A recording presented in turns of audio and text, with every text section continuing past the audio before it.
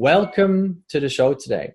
Today I have Olaf Ransome on the show, and he's the founder of 3C Advisory, and he's also the Bankers Plumber, and he's just simply trying to make banks work better. And I'm very, very excited to talk to you today, Olaf, and learn a bit more about your story, but also about this, Bankers Plumber thing, because that's how you were introduced to me. I'm very excited to learn a bit more about that. So maybe let's start with the story right away.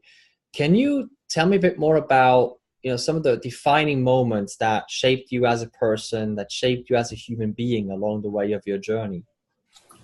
Let's see. If I think more of the professional journey, probably the first step was a year I got to spend at IBM. I had the good fortune to do one of those degrees that they do in England called a sandwich degree. And that isn't about restaurants. It means that you do a couple of years at uni, go and work for a year and come back.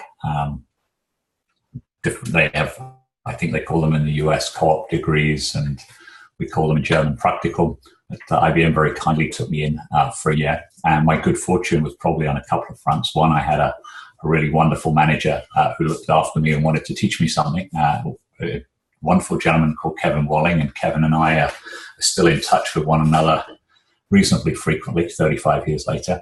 And the other was a bit of good timing. It just happened to be the year when PCs became reasonably common. And IBM was busy moving lots of PCs to clients. At the time, IBM were the only game in town. And through some very good fortune, I got to learn how to use Lotus 1-2-3, which many people will have forgotten about. That's what we all used to use before we had Excel. And when it first came out, you suddenly realized how many great things you could do that were otherwise very routine. And that was some very early foundational stuff that I did in my IBM year before I then went back to university and completed my studies. And that was pretty foundational. The second thing that helped me along on the journey was I had this great idea I would go and do an MBA back in 1987 when I was graduating. The US MBA programs were, with the possible exception of INSEAD, were the only game in town. And I thought the right way to get in would be to go and work on Wall Street. And I figured that working on Wall Street, I needed to apply to some banks. Except that the uni I went to was not terribly renowned for any great connections to banks. And I was then lucky enough to be offered a position in a graduate program by some nice guys at Salomon Brothers, who then were king of the bond markets. And I guess the underlying study for the Masters of the Universe of Tom Wolfe's Bonfire of the Vanities. And they said, we want to make you a branch organization operations trainee, a boot. Little did I know about banking. I didn't know one end from another. And they started explaining this rather wonderful thing to me and said, blah, blah, blah, blah, and we'll send you to New York for 6 months. I thought, great, you've got me. And off I went and started my world in banking. The rest is history from there. So that's probably enough for some foundational moments. I like that, thank you for diving into that. And also like how the things, work together and how you got from one piece to another. One thing that you mentioned in the beginning, one piece that you mentioned in the beginning is people as well. And I want to stay there for a second because I think that's always an important passage as well. So, you mentioned one or two people already, but, beyond the people that you mentioned along the journey as well, were there other people that you felt really shaped you as a human being, shaped you as a leader along the way as well? Probably in Goldman Sachs years. I left Salomons a couple of years later, went to Zurich. Some people helped me on that journey. Yes, I was very lucky as I made that transition from Salomons to Goldman's to be tutored by a great guy who was at Goldman Sachs at the time, a gentleman called Peter Friend, who really understood operations and really supported me and took me into Goldman Sachs and helped me grow a little bit in that area. And then later Goldman had a varying cast of characters over the years. There's a great gentleman called Ed Watts, and Ed was in charge of all of, I think, large swathes of operations in Europe. I can't remember whether it was all of it or half of it. I think for a while it was all of it. It was very good at supporting me with what we were doing in Zurich. We were this small office that people paid attention to when it suited them. And you kind of had this interesting dynamic that you kind of wanted to be left alone, but sometimes you did need support because you needed things from the bigger part of Goldman. And Ed Watts was one of those who really helped me, and also helped me together with another gentleman called Mike Serto when I went over to New York, in just being quite supportive and mentoring me as I had a couple of reasonably formative years over in New York in the mid-90s. That'd be my entrance on the those who've helped me greatly along the way chart. So there's been quite a few people along the way, definitely. Okay, very interesting. Now, I want to dive a bit more in the underlying motivation of everything. We talked about this last time when we chatted. It was really interesting to see sort of like what drives you, what got you into all of this. So let's maybe start there. I mean, banking, is this something that you slipped into by accident? Like, maybe from the story that you told before, was it something more intentional? Was it something, you had a strong interest in, or how did you get into this banking field? I think I certainly didn't have a big interest in it at university. We certainly have no family tradition. There's no great long line of bankers in this family of any kind. More sales, a long line of bureaucrats in one part of the family. So it certainly wasn't any family doings. It was more that drive that it might have been a step on the way to doing the MBA. And then it stayed interesting. What was fun about my time at IBM back then, we did so much work that was really quite repetitive. So we spent so much time logging out of one system into another system, adding up numbers this way, that way. And when I discovered Lotus 123 back then, and I realized how much stuff I could, and automate is probably too strong a word, but make considerably better, kind of realized, geez, there's a bunch of dumb stuff we do, and there has to be a better way. And that was then interesting as you get into banking. Banking has got a long history of making money at one end and not being particularly efficient at the other end. And largely, this proposition has added up. Even if you're not particularly efficient, as long as you can somehow be effective and you can make more money than you're spending administering it, it's kind of okay. Then as you get into all this operational stuff, it's my word. Banks have one thing that's fascinating about them that other industries don't, which is that every day the banks have to do all this settlement stuff with one another. They have to actually exchange money, securities, and do far more things with one another than any industry I could think of. Perhaps telco, behind the scenes, if you roam to Germany with your English phone, there's some stuff going on behind the scenes to compensate the Germans for their use of the network. Perhaps that's similar, but I'm struggling to find other examples. So banks are condemned to this cooperative sort of back office work. And as you spend a bit of time in there, you realize quite how inefficient it is. Look, and in the end, it's all the investors who are paying for it. And there are so many opportunities as you look around and go, that's really not very smart. And that's not very smart, and that's not very smart. And so the story goes. And there are just lots of opportunities to make processes better. And somewhere along the line, I'd convinced myself that the answer to all this inefficiency was not working stupid hours.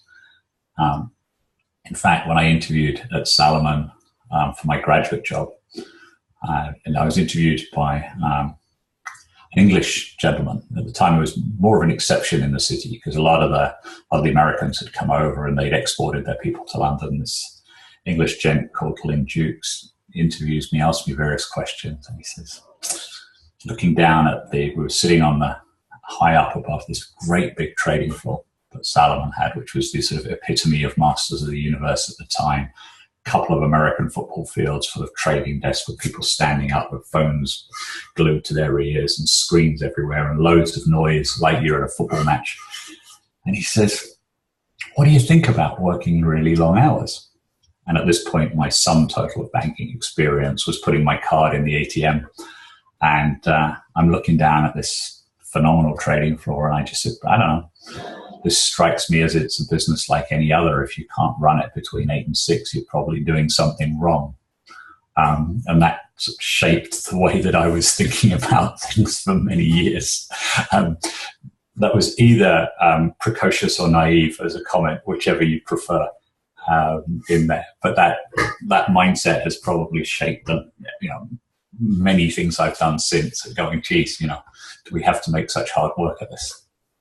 I really like that. I mean, I also like the way you responded to that, because there's different ways you can respond to that. I mean, one is sort of like, well, that's just what I would say anyway, which is basically what you said, and another way would be basically try to fit in and try to make everybody pleased, just to not hurt anyone's feelings, so to say, and I like the way you went there, because I think that also got you. I mean, that's sort of, it seems like one of the key things that's really driving you, in this whole world of inefficiency and all these kinds of things. I mean, it's just this insanity of saying, okay, just because things are not working the way they should, doesn't make any sense, that people working crazy hours, and just that there's so many inefficiencies. I really like that. That piece of it there. So, I mean, let's maybe put it sort of like in a different context. I mean, I understand what's driving you in terms of what's really interesting, what keeps you curious about this banking thing, and also what you're trying to change in the world of banking when it comes to inefficiencies. In general, I mean, when you look at it every morning, I mean, what is it, if you had to pinpoint something, what is it every morning that really gets you out of bed, that gets you to go out there and, make difficult choices and, face challenges and deal with everything that's coming along? I think if I look at where I am now, doing what I'm doing, I'm somewhat fortunate to get asked to do a bunch of interesting things. So, if I take my current project that we're working on, where we're trying to get central bank backed money onto distributed ledger, you look at that and go, wow, this could be one of those things where in 20, 25 years, people look back, what the hell did we do before we had this? Did you realize you have an opportunity to be part of a seminal change in the industry, that we happen to have reached a point now where we can do something in a fundamentally different way. It's not just a little bit more efficient. This is fundamentally different.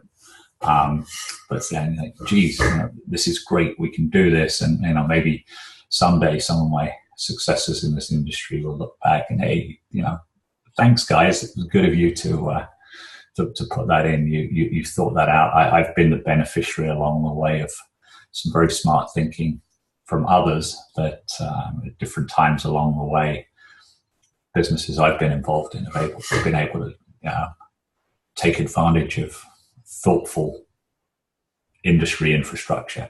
Again, this gets down to this issue that we have as an industry. We've got all this stuff we have to do together every day, and left unchecked, it is pretty inefficient. Which everybody pays for, including the return on my pension fund, which I intend to use sooner rather than later. But some of that is depressed through all the costs that are associated with it. So, I mean, I'd like to talk a little bit about sort of like where you see banking going, because you're very much at the inside, not only of banking, but also on what's happening right now in terms of the change. So if you look at banking today as it is right now, and banking as it could be if things go well, and the changes that you see are going to happen in 10-15 years or something like that, Where do you see banking as an industry going? I mean, what are sort of the most fundamental changes that you see happening right now, and that you feel that may be happening over the next, 5, 10, 15 years?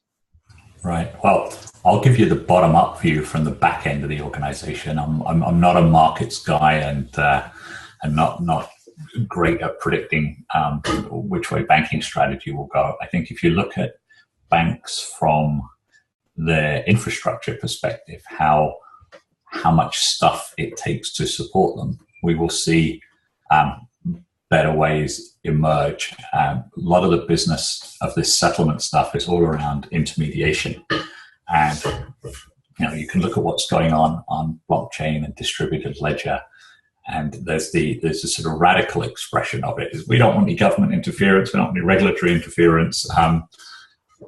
So I don't think that will happen. I think the regulators will, and will do it wisely, make sure that they don't go from relatively tight controls to a bit more of a free-for-all. But whilst banks haven't exactly covered themselves in glory in recent years, I don't think that a total free-for-all in the other direction is the answer. But what we will see, I think, as this distributed ledger technology evolves, is fewer intermediaries. So there'll be less role for people to be custodians for assets, less roles for for banks to be correspondents, where effectively, because of how to best explain this, a lot of the settlement infrastructure is national, and a lot of it only allows local participation. So, for example, if you want to use the settlement system in France, you have to be a French bank. And this is just an example. So if you're an American bank, you need the French bank to act for you, and so on. And there's lots of examples of this with securities, with cash. And there's a lot of this intermediation, which is kind of necessary because of the nature of the infrastructure. And it's quite unwieldy. So what's happened is, if you're in the securities business and you trade a security, you do settlement in 3 days' time, not because it would be technically impossible to do it any earlier, but it would be administratively impossible. So we've got all of these processes which have in them a large amount of institutionalized inefficiency, because at the moment it's the only available structure we can have that wouldn't produce chaos. Those structures are going to change. That hopefully means that banks will become significantly more efficient in their back office processes. But the way to think about this is that banks probably can't continue to make, I call them supernormal profits. So that in recent history, as long as the banks made a lot more money in revenues than they had in costs, life was good. Great, we can have that. Now it's getting harder to make a lot more money. And now you're looking at, well, if I made $1 and you made $1, who's going to keep more of that dollar? Where are those processes that help us do that? And I think that's where we'll see the change, that a lot of those processes will be massively changed, massively simpler. And that will change a lot of this intermediation role that you have in the back office. And what it will mean for banks is that their business will go to being a markets business, providing liquidity, which is really no different from providing working capital. That they'll be in, but they won't just be able to charge rent because they're the gatekeeper. That's probably enough on that topic. So that's a really beautiful picture as well, in terms of like where we stand and where we're going, and also explaining what you mentioned before with inefficiencies. I mean, it's a much better picture. I have a much better idea of what that means in terms of the different areas as well, and also in terms of the revenue and sort of like how it translates into profits. I mean, at the end of the day, that's sort of like where much of that will be going if the business model may be changing as well, and things may be changing in the backgrounds very, very much. So let's switch a little bit into the lessons piece. I'm sure, along the way of your journey, you had some interesting experiences, maybe one or two. And I'm sure you also learned a couple of lessons along the way. Can you maybe point out one or two that you feel are some of the biggest lessons that you really learned along your journey, that made the biggest impression on you? Wow, I have to do that one spontaneously, which is always tricky. Probably part of the clue along to the thinking is what ended up in the firm's name of control, capacity, and cost. As you deal with all of these banking things, it's really important not to focus on the last of those. I think one of the things I've seen the banks do terribly, terribly badly is just focus on cost. And so typically banks' revenues are kind of volatile, up or down. And then the front office guys come along and they go, need to save costs. And then you say to them, well, which bit of the business are you not going to do? And they go, well, I'm going to do all of it, but a bit less.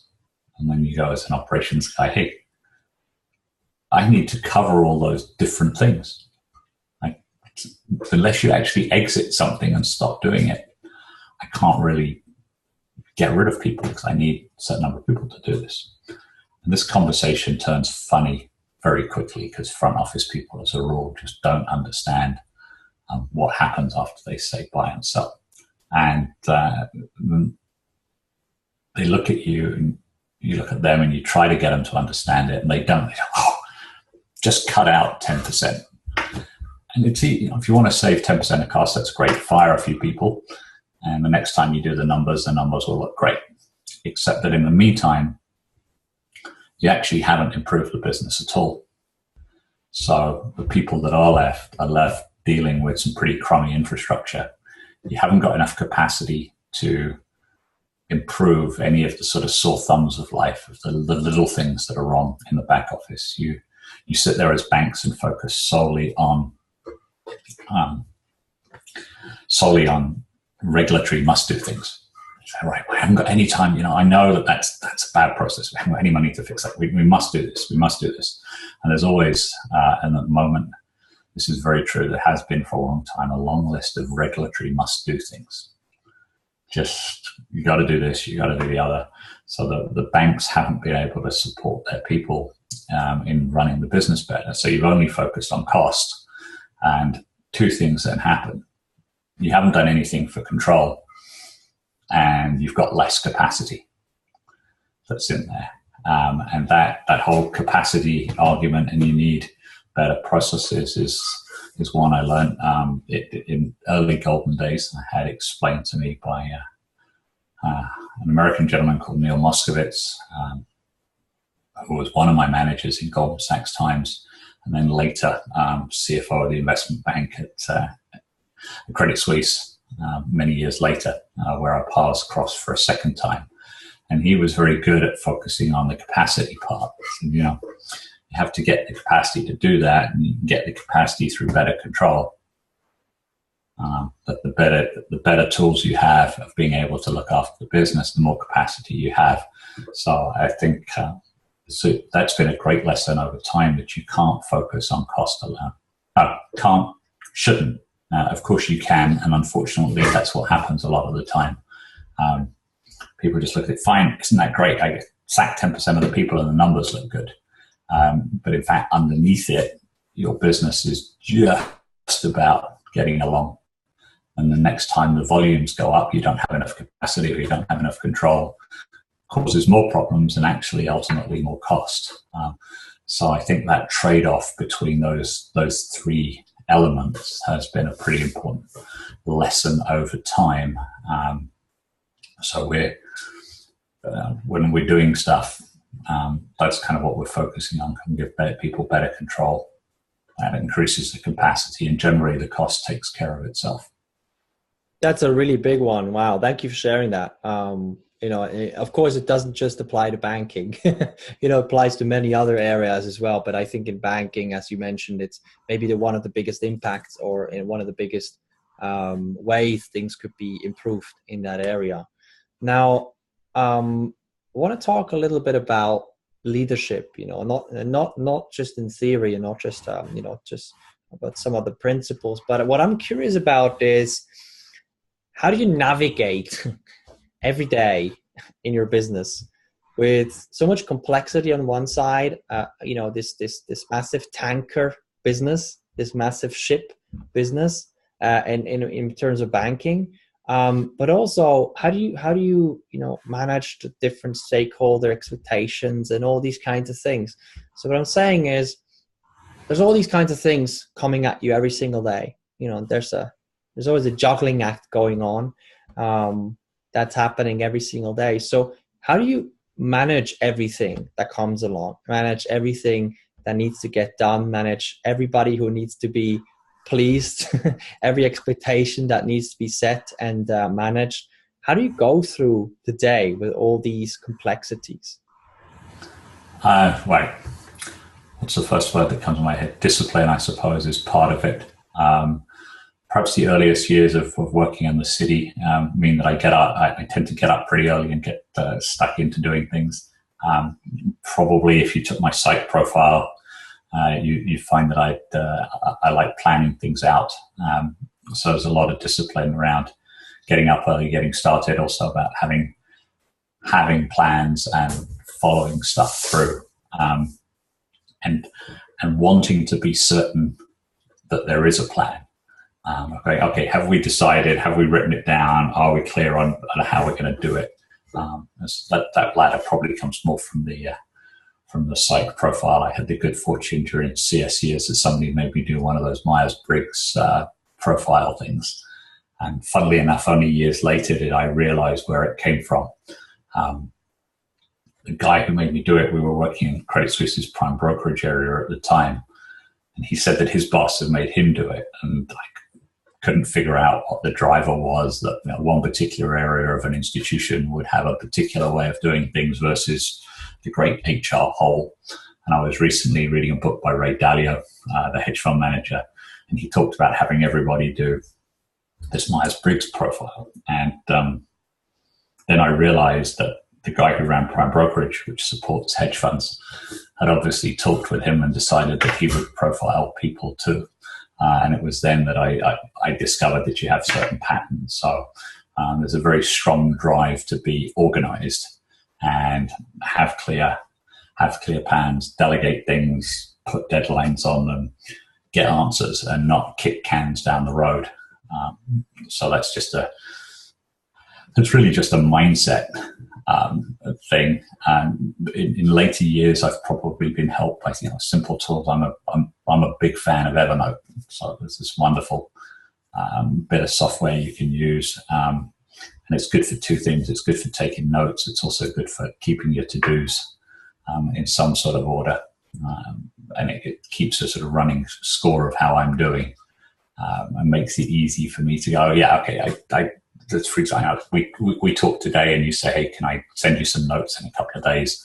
That's what I use to keep track of that, keep track of my network, of talking to people and making sure I spend a little bit of time catching up with people who I may not be working with right now, and keeping that going. But if you wanted to put one big banner word over the top, it would be discipline. That's in there. You have a routine and you follow it. Yeah, I would also say, the way you talked about it, it's certainly discipline. And it's also like getting really clear on things from what I heard. It's, mentioned is sort of like, getting things to paper. And also when it comes to, expectations or getting on the same page, or, clarifying what something means, so everybody really understands, what this means, and everybody understands the same thing. That's also what I heard. Is sort of like that was a big one. Maybe this is also discipline. Maybe it's, clarity. That was a big one that I heard in there as well. Very much so. Yeah. So, the last question I have is a bit more of an up in the clouds question. So let's imagine for a second you would be a magician. You got this magic wand you can wave. And you got a genie question, right? Or a genie wish. So if you had any kind of wish, anything literally that you could wish for, what would that wish be that could, potentially amplify the impact that you have on the industry, on the work you do, on the world itself? Well, right now, I have a very strong wish that this project we're working on to take advantage of new technology really does work out, and that we can do it. The wish that I have, and this is perhaps an interesting variation, I really wish that as we do this in the operational world, we can find one central standardized way of doing things. If we can use this moment where we change the industry and there's technology change and we'll take advantage of it, if we could have a big concentration of the way we do some of the settlement stuff, I think the years down the road, the day-to-day job of my successors will be greatly easier. Banks are kind of cursed. All this settlement stuff is actually complex and expensive, as I've commented, and largely inefficient as well. And what we really need for this settlement stuff is to have only one way of doing things. In a certain sense, you'd like a monopoly. But as soon as you do monopoly and banking in the same sentence, you get a bunch of guys screaming antitrust. If you're an operations guy, you're looking at this going, geez, why have we got 6 different ways of doing the same thing? Which, if you do process for a living, drives you up the wall. If you're a regulator, you might say having several ways of doing it is a good thing. So there's a sort of legislative tension there, or legal tension, as to what I would like as an ops guy, which is simplicity. And sometimes what happens, now some of that complexity comes because banks are inefficient and not very clever. And some of it comes through, you can't actually get up on a podium at a banking meeting and go, we're only going to do it this way. And we're condemned to do that. In fact, years ago, we were doing some work around the settlement processes for foreign exchange. And we commented at some meeting. I was up on one of these panels. Somebody asked me about how difficult it is to get all the settlement to go this way. And it's a very similar kind of question. And I said, it would be great if we could, operationally, if we could force everybody to use this mechanism. Would be pretty good. And actually, a gentleman from the European Central Bank got up and said, why don't you guys, if this is, for this issue, I understand it, the European Central Bank, we get liquidity and we understand these issues about managing your cash. Why don't you just refuse to do foreign exchange business with anybody who doesn't want to settle this way? I looked, I said, Helmut, I said, it's a fantastic idea. I could make you very happy if we did this, because from your perspective, things would get a lot better. My only challenge is that another one of the many left arms of the European infrastructure, at the European Commission, would come after me for antitrust issues. And there you saw the crux of the problem, that there's certain things we can't do, which you would do in a vacuum, but we're not in a vacuum. And so so back to the start of the question, I sincerely hope that what we're about to do now, as we try and change the industry, does lead to a bit more concentration, and I use the term advisedly, concentration for the good, that by having fewer different ways of doing things, we make all these processes significantly cheaper and more effective for everybody, because ultimately, whatever that stuff costs to do that operations thing, that after somebody says buy and sell, it all comes back to us on returns on investment and all the rest of it. So I can understand if people don't have much empathy with banks. That's kind of understandable. Why should we help banks be more efficient? Doesn't that mean that they'll make more money and people get paid bigger bonuses? Yeah, possibly. But it also means that the whole costs associated with the business and those things which end up in investors' pockets will change to which would hopefully be for the good. So that'll be a wish, and maybe the last years of the career here will be a small contribution to making that happen. I love it. Thank you so much, Olaf. And thank you Real so much pleasure. for being on the show. Really appreciate it. All right. A quick last thing. So before, so basically what we're going to do below this video, we're going to link to the company page so people can follow up and stay in touch a little bit with what you're up to. Also to the LinkedIn profile so people can keep in touch, follow on what you're up to, and also connect with you. So Olaf, thank you so much for being on the show. Really appreciate it. My pleasure, Daniel. Thank you. Cheers.